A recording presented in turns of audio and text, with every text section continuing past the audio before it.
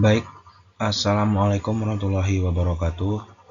Eh, saya perkenalkan, nama saya Muhammad Luradika dengan nomor mahasiswa 2210280.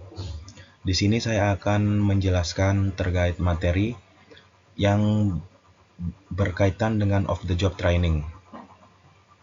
Sebelumnya, saya akan memaparkan semua materi yang saya rangkum menjadi satu dalam sebuah PowerPoint. Baik, saya akan memulai materi pertama yang terkait of the job training. Yang pertama itu pengertian of the job training. Apa sih itu of the job training? Of the job training adalah metode pelatihan karyawan yang dilakukan di luar tempat kerja atau di luar lingkungan pekerjaan sehari-hari. Tujuan utamanya adalah memberikan kesempatan kepada karyawan untuk mempelajari keterampilan baru, memperluas wawasan, dan mengembangkan kompetensi tanpa tekanan dari pekerjaan rutin atau pekerjaan tetap setiap karyawan. Yang selanjutnya itu ada beberapa tujuan terkait of the job training. Di sini saya akan membacakan atau memaparkannya. Yang pertama itu tujuan dari of the job training yaitu meningkatkan kompetensi dan profesionalisme karyawan. Yang kedua, mengembangkan potensi dan kemampuan manajerial yang sulit diasah hanya melalui pengalaman kerja. Yang ketiga, menambah wawasan dan pengetahuan teoritis yang relevan dengan pekerjaan.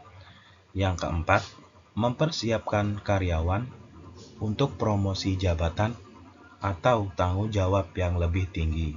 Dan yang kelima atau yang terakhir, yaitu tujuannya yaitu mengubah sikap dan perilaku kerja agar lebih produktif dan adaptif terhadap perubahan organisasi. Selanjutnya itu saya akan menjelaskan terkait jenis-jenis of the job training. Di sini saya akan menjelaskan secara rangkum terkait jenis-jenis of the job training. Yang pertama itu, adapun jenis-jenisnya itu yaitu classroom training atau pelatihan di kelas. Yang dimaksud classroom training ini menggunakan metode ceramah atau diskusi atau presentasi oleh instruktur, biasanya dilakukan untuk memberikan teori dan pengetahuan dasar. Yang selanjutnya itu seminar dan workshop. Seminar dan workshop yang dimaksud itu yaitu melibatkan kegiatan diskusi, studi kasus, dan praktik langsung dengan bimbingan ahli di bidang tertentu. Jenis-jenis selanjutnya itu yang berikutnya itu ada simulasi atau yang lebih dikenal dengan simulation training. Apa sih simulation training? Yaitu karyawan dilatih menggunakan situasi atau alat yang menyerupai kondisi kerja sebenarnya.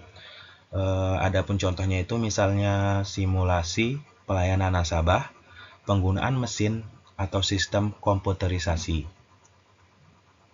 Yang berikutnya itu ada role playing atau bermain peran. Nah, role playing ini biasanya sering digunakan karyawan dalam memainkan peran tertentu. Contohnya itu untuk memahami perilaku, tanggung jawab, dan komunikasi yang efektif dalam pekerjaan atau langsung terjun ke pekerjaan atau dunia nyata. Selanjutnya itu ada vestibular training atau yang sering ditahu di teman-teman semua itu ada pelatihan yang dilakukan di ruangan atau tempat khusus dengan peralatan yang mirip dengan tempat kerja sebenarnya, namun tanpa tekanan pekerjaan nyata. Case study yang berikutnya itu ada case study kasus atau peserta menganalisis kasus nyata atau fiktif untuk melatih kemampuan analisis pemecahan masalah dan mengambil keputusan. Selanjutnya itu saya akan menjelaskan kelebihan of the job training.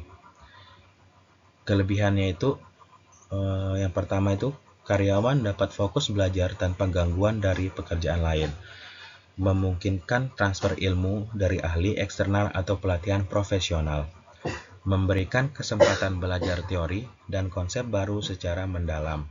Yang keempat, cocok untuk mengembangkan soft skill seperti kepemimpinan, komunikasi, dan kerja sama tim. Yang kelima, membantu organisasi dalam mempersiapkan kader pemimpin masa depan. Di sini, saya juga menjelaskan kekurangan of the job training. Yang pertama, biaya relatif tinggi, terutama jika dilakukan di lembaga eksternal. Yang kedua, waktu kerja terganggu, karena karyawan meninggalkan pekerjaan untuk pelatihan. Yang ketiga, sulit menghubungkan teori dengan praktik nyata di tempat kerja.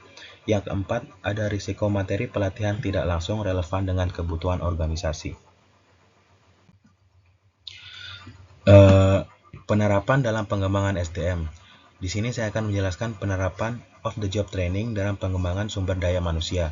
Yang pertama itu bisa melatih pegawai baru agar memahami visi dan misi nilai organisasi. Yang kedua, mengembangkan kompetensi kepemimpinan dan manajerial bagi calon supervisor atau manajer. Yang ketiga, meningkatkan kemampuan teknis dan analitis sesuai pengembangan teknologi. Yang keempat, memberikan pelatihan etika kerja, pelayanan, prima, dan komunikasi Islami khusus di lembaga keuangan syariah. Baik, saya akan menjelaskan secara keseluruhan. Of the job training merupakan strategi penting dalam pengembangan sumber daya manusia karena memberikan ruang bagi karyawan untuk belajar pengembangan tanpa tekanan pekerja meskipun membutuhkan biaya dan waktu dan manfaatnya terhadap peningkatan kompetensi, sikap, dan loyalitas karyawan sangat besar. Dengan penerapan yang tepat, metode ini dapat membantu organisasi menciptakan sumber manusia yang unggul, profesional, dan berdaya saing sangat tinggi, meningkatkan kerja karyawan sesuai standar pekerjaan, mengurangi kesalahan kerja dan meningkatkan efisiensi kerja, menyesuaikan kompetensi karyawan dengan perubahan teknologi dan sistem kerja, dan yang terakhir itu mempersiapkan karyawan untuk jabatan atau tugas yang lebih tinggi. Mungkin sekian presentasi saya, kurang lebih mohon dimaafkan. Wassalamualaikum warahmatullahi wabarakatuh.